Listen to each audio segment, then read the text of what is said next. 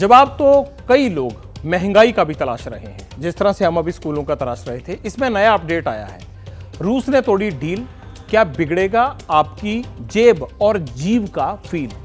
जीव इसकी बात कर रहा हूं मैं। भारत में रोटी महंगी हो सकती है क्या। यूक्रेन में एक ऐसा बदलाव आया है कि अनाज से लदे हुए ट्रक जो हैं वो अब ब्लैक सी से क्रॉस नहीं करेंगे। पहले ये डील थी रूस के साथ युद्ध के टाइम, लेकिन अब वो डील रूस ने तोड़ दी है, क्योंकि रूस ने ये डील इसलिए तोड़ी, उसे लगता है कि यूक्रेन जो है वो चौथा सबसे बड़ा गेहूं एक्सपोर्ट करने वाला मुल्क है, जो बाहरी देशों को भेजता है गेहूं। दूसरे देशों को यूक्रेन का गेहूं अब नहीं मिलेगा, क्योंकि ब्लैक सी से उसके समुद्री जहाज नहीं जाएंगे। इसलिए अब भारत, चीन और रूस को वो गेहूं सप्लाई करना पड़ेगा। हमारे अनाज के भंडारों से दूसरे देशों को, जहां हमारे जैसे लोग रहते हैं, उनकी भूख मिटाने के लिए अनाज देना पड़ेगा हमें।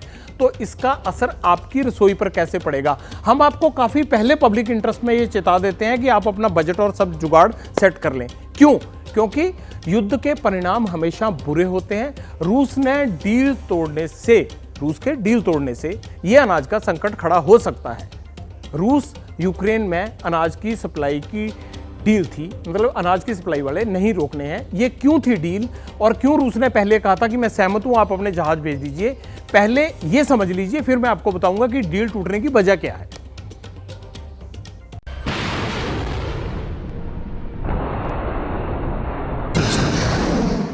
ना तो बारूद का ये शोर थमने वाला है, ना ही दो देशों में तबाही का मीटर रुकने वाला है,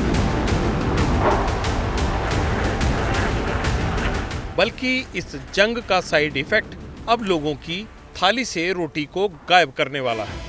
रूस और यूक्रेन की जंग में एक ऐसा पड़ाव आ चुका है जिसकी वजह से दुनिया के कई देश गेहूं के लिए तरसने वाले हैं। भारत में भी रोटी महंगी हो सकती है, और इस वर्ल्ड टेंशन के पीछे है व्लादिमीर पुतिन का एक फैसला। रूस ने ब्लैक सी डील से हाथ खींच लिए हैं।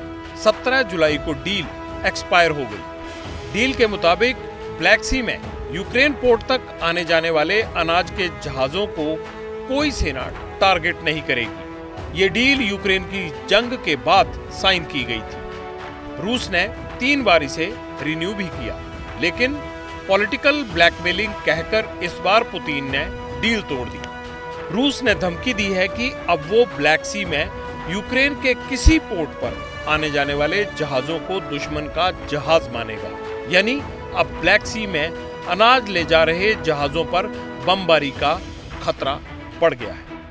अब आप सोच रहे होंगे कि ब्लैक सी डील का 4000 किलोमीटर दूर भारत पर इम्पैक्ट कैसे पड़ेगा।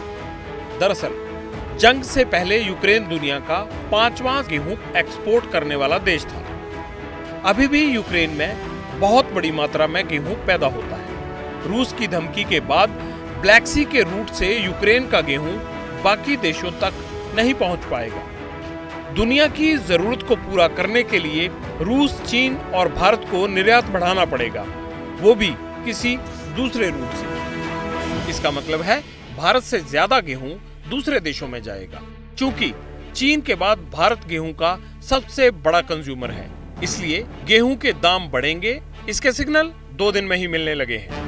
यूरोपियन स्टॉक एक्सचेंज में गेहूं के दाम 8.2% तक बढ़ गए।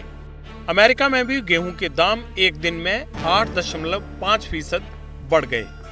रूस डील के पीछे क्यों हटा? इसकी वजह है जंग के बाद मॉस्को पर विदेशी बैन लगे। ग्लोबल पेमेंट सिस्टम से रूस को बाहर किया गया। असर ये हुआ कि रूसी प्रोडक्शन के विदेशी खरीदार कम हो गए। अब रूस इस बड़े नुकसान से निकलना चाहता है।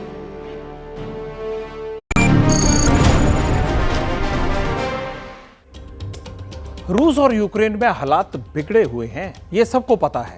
लेकिन क्या आप जानते हैं कि इस वक्त दुनिया में सबसे महंगी रोटी कहां है? पूरी दुनिया में सबसे ज्यादा महंगी रोटी पड़ोसी मुल्क पाकिस्तान में है, क्योंकि वहां 1 किलो आटा 160 रुपए किलो बिक रहा है। यूक्रेन और पाकिस्तान में गेहूं के संकट की 2 बातें समझ में आती हैं। पहली ये कि युद्ध से किसी का भला नहीं होता, कतई नहीं होना चाहिए युद्ध। और दूसरा ये कि सरकार की खराब पॉलिसीज की वजह से भी अंजाम जनता को वैसा ही भुगतना पड़ता है जैसा युद्ध भयानक होता है उसी तरह का। पत्रकारिता कोई इमोशन नहीं है, ना अपना कोई ज्ञान देना है और ना कोई विचार थोपना है। पत्रकारिता क्या है? पत्रकारिता का मतलब है सही जानकारी इकट्ठा करना और तथ्य बताना। पत्रकारिता आज जितने महत्वपूर्ण दौर में है, शायद पहले नहीं थी। इस दौर से निकलने के लिए सिर्फ सच दिखाने की जरूरत है, वो सच जो आपके हित को आगे रखे। इसलिए अब रात 9 बजे प्राइम टाइम नहीं होगा, ये आपका टाइम है।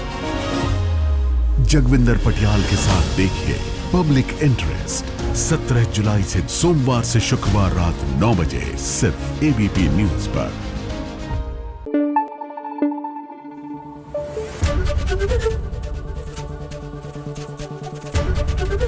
एबीपी न्यूज आपको रखे आगे।